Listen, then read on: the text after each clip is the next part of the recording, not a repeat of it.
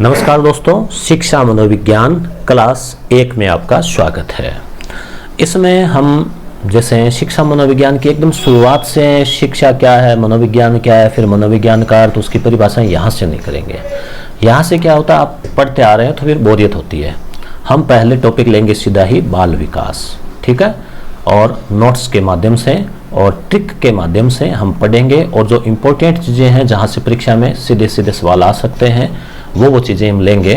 तो एक तरह से आप रिवीजन, शॉर्ट रिवीजन या चाहे शुरुआती समझ विकसित करनी हो तो ये क्लासेस आपके लिए उपयोगी साबित होगी। और आपको कितनी अच्छी लग रही है तो आप खुद बताएंगे, चाहे कमेंट्स के माध्यम से चाहे कैसे भी, तो ही हमें पता चलेगा, लाइक के माध्यम से। और असली उपयोगिता तो परीक्षा हॉल में जो है वो सिद्ध होगी। तो दोस्तों, बाल विकास का मतलब ये हुआ कि बाल यानी बालक, बालक का मतलब जहाँ बालक बोल रहे हैं तो बालक बालिका दोनों होंगे, ठीक है। तो आप टीचर बनने जा रहे हैं तो आपका जो बच्चों से वास्ता होगा वो कौन से बच्चों से होगा। अगर आप बीएड है और आप रीट या सीटेट या ग्रेड 3 अध्यापक पद की तैयारी कर रहे हैं, जो कि मूल अध्यापक पद होता है, जो कक्षा 1 से 8 पढ़ाता है, L1 में कक्षा 1 से 5 पढ़ाता है, तो कक्षा 1 में बालक आता है कितने साल का जाता है, 5 वर्ष का। जी हाँ दोस्तों, अभी आरटी के तहत नियम यही है कि बालक का एडमिशन 5 साल से पहली क्लास में नहीं लिया जा सकता। पहली क्लास में पूरा 5 साल का हो जाता है तो एडमिशन ले सकते हैं। तो 5 साल का बच्चे से आप कल्पना करो कि एक 5 साल का नन्हा मुन्ना बालक, हो सकता है आपके पास 3 साल 4 साल के भी LKG UKG में आ जाए। उस नन्हे मुन्ने बालक से लेके फिर 6, 7, 8, 9, 10, 11, 12, 13 और 14 वर्ष, 6 से 14 वर्ष RTE में भी निःशुल्क शिक्षा का प्रावधान है। और 14 वर्ष का बालक अगर हम देखें तो 5 और 8 13 वर्ष, यानी कि लगभग वो 8वीं क्लास में होगा तो 13-14 वर्ष का हो जाएगा, यानी किशोर अवस्था में वो प्रवेश कर जाएगा। अब यहाँ आयु थोड़ी बहुत ऊपर नीचे भी हो सकती है, किसी की 15, किसी की 12, किसी की 16। बालक बालिकाओं का विकास में भी थोड़ा फर्क रहेगा। किशोर अवस्था बालिकाओं में 12 वर्ष की आयु में, 13 वर्ष की आयु में, बालकों में 14-15 वर्ष की आयु में शुरुआत होती है। तो आप अपने दिमाग में ये रखें कि आपको उन बच्चों को समझना है, उनकी साइकोलॉजी समझनी है। तो हम अगर साइकोलॉजी जानेंगे ना तो बच्चों से परेशान नहीं होंगे। बच्चे अलग अलग है, कोई कैसे, कोई कुछ कहेगा, कोई छुट्टी मांगेगा, कोई होमवर्क करके लाएगा, कोई नहीं लाएगा, कोई शोर करेगा, कोई देरी से आएगा, कोई जल्दी से आएगा। तो उनको आपको केवल हमें सभी के साथ एक जैसा व्यवहार नहीं करना, बल्कि हमें उनके साथ अलग अलग, जी हाँ, भेदभाव नहीं, अलग अलग यानी व्यक्तिगत भिन्नता के ध्यान रखते हुए हमारा व्यवहार अलग हो सकता है उनके साथ, हमारी शिक्षण विधियाँ अलग हो सकती है, पढ़ाने के तरीके थोड़े बहुत अलग हो सकते हैं, होमवर्क कराने के तरीके अलग हो सकते हैं। उसके अलावा उन बच्चों को अगर आपके दिमाग में होगी ना कि बच्चा है, इसकी एज है भी, इसमें परिवर्तन आ रहे हैं, तो ऐसा करेगा। जैसे मान लो आज्ञा नहीं मानना, उद्दंडता करना, चाहे स्कूल का बच्चा हो चाहे घर का बच्चा हो, तो साइकोलॉजी पढ़ी हुई होगी ना कहीं आप कोई व्यवहार या कोई क्रिया करने से पहले आपके दिमाग में वो चीज़ आएगी, अरे हमने पढ़ा था, यहाँ ये ऐसे हो रहा है। तो निश्चित रूप से ये चीज़ें अपने प्रैक्टिकल जीवन में भी काम आती है। और इसीलिए तो सरकार ने इनको लागू किया है, ताकि हम स्कूल में जाएं तो हमें बाल विकास का, बाल मनोविज्ञान का, शिक्षा मनोविज्ञान का ज्ञान हो, तो हम वहाँ उसको इम्प्लीमेंट करें, लागू करें। तो बाल विकास में क्या होगा, जैसे बालक का विकास है तो उसका शारीरिक विकास, ठीक है, शैशवावस्था, बाल्यावस्था, किशोरावस्था की पढ़ेंगे। प्रौढ़ के बाद का तो अपने को कोई मतलब नहीं है।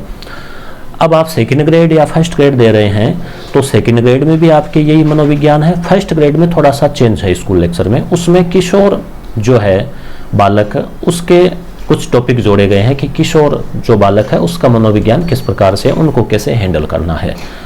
तो शुरू करते हैं हम ये जो अपने मनोविज्ञान है वो। तो देखिए अभी जस्ट जो है नोट्स के माध्यम से हम शुरू करेंगे, लाइन टू लाइन पढ़ेंगे और फिर एक्सप्लेन करेंगे। तो बाल विकास को हमने पहले लिया है, चाइल्ड डेवलपमेंट, अर्थ, परिभाषा, क्षेत्र और प्रकृति हम इसमें देखेंगे। बाल विकास गुणात्मक और परिमाणात्मक दोनों परिवर्तनों से जुड़ा है, ध्यान रखना। गुणात्मक का मतलब है कि उसके अंदर जो क्वालिटी आई, ठीक है, मान लीजिए वह इंग्लिश बोलने लगा, वह अच्छी प्रार्थना बोलने लगा, उसमें संस्कार आए, तो गुणात्मक है। परिमाणात्मक का मतलब है कि उसको आप माप सकते हैं। परिमाण का अर्थ होता है मापना, मेजरमेंट। मापने वाला मतलब सीधा दिखाई दे। जैसे मान लो उसने जिम्नास्टिक की या आपने उसको योगा करवाए तो उसमें उसकी हाइट बढ़ने लगी या बालक की हाइट बढ़ी है, तो बाह्य जो परिवर्तन है तो वो इसमें आ गए। तो दोनों परिवर्तन से है। इसमें जन्म से लेके, ध्यान रखना, जन्म से पूर्व व जन्म से पश्चात की वृद्धि, यानी कि जन्म से पूर्व का मतलब जिस दिन गर्भ धारण होता है, गर्भावस्था से विकास माना जाता है, ध्यान रखना, शुरू माना जाता है, और उससे लेके और आजीवन जो है वैसे तो इसमें माना जाएगा।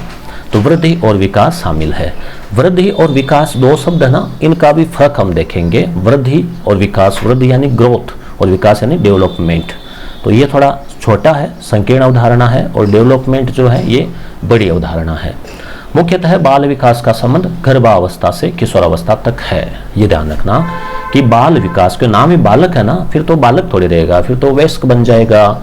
तो कब से? गर्भावस्था से लेके और किशोर अवस्था तक, यानी 18 वर्ष की आयु तक, 0 से लेके 18 वर्ष की आयु तक का जो मनोविज्ञान है, जो विकास है, वो बाल विकास है या बाल मनोविज्ञान है। क्लियर?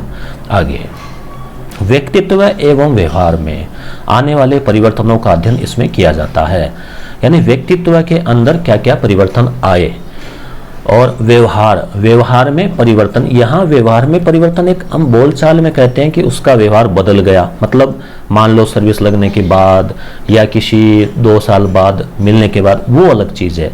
यहाँ व्यवहार में परिवर्तन का जैसे ही नाम आए तो आपके दिमाग में सीधा आना चाहिए एक ही अर्थ, क्या? सीखना या लर्निंग या अधिगम। अधिगम का मतलब होता है, जैसे मान लीजिए व्यवहार में परिवर्तन का क्या मतलब है। उदाहरण दें कि मान लीजिए मैं आपको मनोविज्ञान पढ़ाऊंगा, कुछ टॉपिक आपके क्लियर है, कुछ नए टॉपिक और क्लियर होंगे। जैसे कोई नया टॉपिक आपके क्लियर हुआ, या मान लो दूसरा उदाहरण लेते हैं कि आपको स्कूटी चलानी नहीं आती और आपने स्कूटी चलानी सीख ली, तो आपने अधिगम कर लिया, यानी अब आपके व्यवहार में परिवर्तन आ गया। क्या परिवर्तन आया? पहले आप स्कूटी नहीं चला सकते थे, अब आप चला सकते हैं। तो सीखना व्यवहार में परिवर्तन है। तो इसमें अध्ययन किया जाता है। और वर्तमान में बाल मनोविज्ञान के स्थान पर बाल विकास या बाल अवधारणा शब्द का उपयोग किया जा रहा है। बाल विकास और बाल अवधारणा, ठीक है। अब बाल विकास का इतिहास, यानी कि किस तरह से जो है इस पर बाल मनोविज्ञान का इतिहास हम देखते हैं। तो मनोविज्ञान की अवधारणा 16वीं सदी में विकसित हुई। 16वीं सदी का क्या मतलब होता है दोस्तों? जैसे 1500 से लेके 1600 ईस्वी, यानी ये जो 100 साल का समय है, इसमें लास्ट जहाँ खत्म होता है उसे वो ईस्वी बोलते हैं। जैसे वर्तमान में चल रहा है 2021 चल रहा है ना, फिर ये 22, 2300, जैसे 2099 और लास्ट में क्या आएगा? 2100। तो हम इसको क्या बोलते हैं? 21वीं सदी। तो इसमें विकसित हुई। हालांकि मनोविज्ञान जो है वो तो यूनान के समय से, अरस्तु, प्लेटो के समय से चली आ रही है, मगर वो पहले फिलोसॉफी थी। फिलोसॉफी से जो है मनोविज्ञान निकला, मनोविज्ञान से शिक्षा मनोविज्ञान निकला। जैसे मान लो ये दर्शन है, दर्शन का हिस्सा बना मनोविज्ञान, और मनोविज्ञान का फिर हिस्सा बना शिक्षा मनोविज्ञान। तो 17वीं सदी में कॉमेंशियन ने स्कूल ऑफ इन्फेंसी की स्थापना की। 18वीं सदी में बाल विकास का प्रथम वैज्ञानिक विवरण पेस्टोलॉजी ने दिया। अब ये फैक्ट है, नजर डाल लो, रटना नहीं है। 19वीं सदी में टेन ने इन्फेंट चाइल्ड डेवलपमेंट पुस्तक लिखी। 20वीं सदी में डार्विन ने बाल विकास पर biography sketch of an infant पुस्तक लिखी। इन्फेंसी मतलब बाल्यावस्था होता ना। आगे भारत में 1930 ईस्वी से बाल विकास संबंधी विषयों पर अध्ययन की शुरुआत हुई। 1930, ठीक है। तो ये फैक्ट आप याद रख सकते हैं 1930, क्योंकि जो चीज़ बाहर हो रही है तो भारत तक पहुंचते पहुंचते थोड़ा समय तो इसमें लग ही जाता था, ठीक है। अब है परिभाषाएं, बाल विकास की कुछ परिभाषाएं, इस पे हम चर्चा करते हैं। तो परिभाषाएं अब हम देख लेते हैं। क्रो व क्रो। क्रो व क्रो देखो बहुत फेमस जो है, ये मनोवैज्ञानिकों का कोई जोड़ा लग रहा है। तो इसमें बाल मनोविज्ञान व्यक्ति के विकास का गर्भकाल से किशोरावस्था तक अध्ययन करता है। तो देखो इसमें एक ट्रिक आप याद रख सकते हैं, एक क्रो और दूसरा क्रो। एक करो को आप जोड़ लो गर्भकाल से, दूसरे करो को जोड़ लो किशोरावस्था से। बहुत ही शानदार परिभाषा है, वास्तविक यही है। किशोरावस्था तक हम पढ़ेंगे, फिर आगे बड़े का, बूढ़े बुजुर्ग का क्या पढ़ना, फिर तो वो तो पढ़ाने वाला हो जाता है। जेम्स ड्रेवर, मैंने 2-3 सिलेक्टेड परिभाषाएं ली है, अगर संयोग से आ गई तो बल्ले बल्ले, नहीं आए तो फिर अब 10-10, 20-20 परिभाषाएं हैं, पता नहीं चलता एग्जाम हॉल में कि सही कौन सी है। तो अब जोक संजोग की बात है देखो इसमें तो, परंतु परिभाषा से अवधारणा जो है ना, कॉन्सेप्ट वो क्लियर होता है। अब ये जेम्स ड्रेवर क्या कर रहा है कि बाल मनोविज्ञान, मनोविज्ञान की एक शाखा है, सीधी सी बात है, शिक्षा मनोविज्ञान उसकी शाखा है, जिसमें जन्म से ये बात है, इसने जन्म ले लिया, इसने गर्भकाल ले लिया, तो देखो गर्भावस्था में भी विकास प्रभावित होता है, जिस प्रकार का वातावरण, खान पान, विचारधारा माता की, वो सब, तो ये वाला गर्भकाल वाली बात ज़्यादा सही है। परिपक्व अवस्था मतलब किशोरावस्था, समापन की ओर तक विकसित हो रहे मानव का अध्ययन किया जाता है। ठीक है, अब हम देखते हैं बाल विकास की प्रकृति कैसी है। ठीक है, तो अब प्रकृति कह दो, इसकी विशेषताएं कह दो, तो यह एक प्रकार से क्या है, वैज्ञानिक प्रवृत्ति है। वैज्ञानिक का मतलब हुआ कि हम इसको माप सकते हैं, इसका अध्ययन कर सकते हैं। ठीक है, तो वैज्ञानिक हो गया। यह प्रयोगात्मक है, यानी प्रयोग किए जा सकते हैं। अगर बालक को अच्छा वातावरण दिया जाए, अच्छी स्कूल दी जाए, अच्छी एजुकेशन दी जाए, तो प्रयोग करेंगे। जैसे वही बात है कि पौधे में अच्छा खाद, बीज, वातावरण देंगे, धूप भी लगेगी, सर्दी से भी बचाव होगा, तो वैसे बालक का है। तो प्रयोगात्मक है, प्रयोग कर सकते हैं, और इसमें कार्य कारण संबंध पाया जाता है। कार्य कारण का मतलब क्या हुआ कि ऐसा होने से ऐसा होगा, यानी बालक को वातावरण अच्छा मिलेगा, अच्छा आउटपुट, खराब वातावरण, खराब आउटपुट। विशिष्ट व्यवहार की उत्पत्ति का अध्ययन किया जाता है, यानी विशिष्ट व्यवहार क्यों हुआ बालक का, यानी कि कोई बालक है, विशिष्ट का मतलब विशेष प्रकार का व्यवहार, तो दोनों ही हो सकते हैं, खराब और बुरा। एक तो होता है सामान्य व्यवहार, एक होता है बहुत इंटेलिजेंट, या फिर बहुत ही बालक जो है वो अपराधी या कोई और। तो विशिष्ट व्यवहार की उत्पत्ति का अध्ययन भी किया जाता है। विकास के क्रमिक परिवर्तनों का अध्ययन किया जाता है। क्रमिक परिवर्तन, स्टेप बाय स्टेप परिवर्तन आए बाल्यावस्था में, किशोरावस्था में, वो सब। तो ये सब क्या है, ये तो शिक्षा मनोविज्ञान है, इसी का हिस्सा है बाल मनोविज्ञान।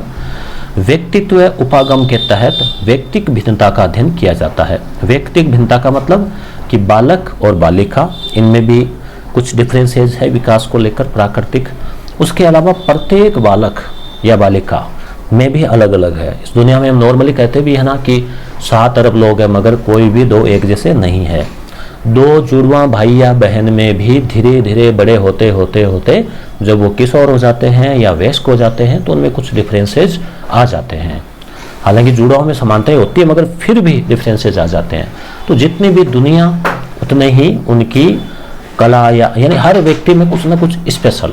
तो व्यक्तिगत भिन्नता का अध्ययन जो है इसमें किया जाता है। बाल विकास बाल मनोविज्ञान का ही स्वरूप है। तो बाल मनोविज्ञान कह दो, वही बात है, मनोविज्ञान में विकास तो पढ़ेंगे ना। क्लियर हुआ?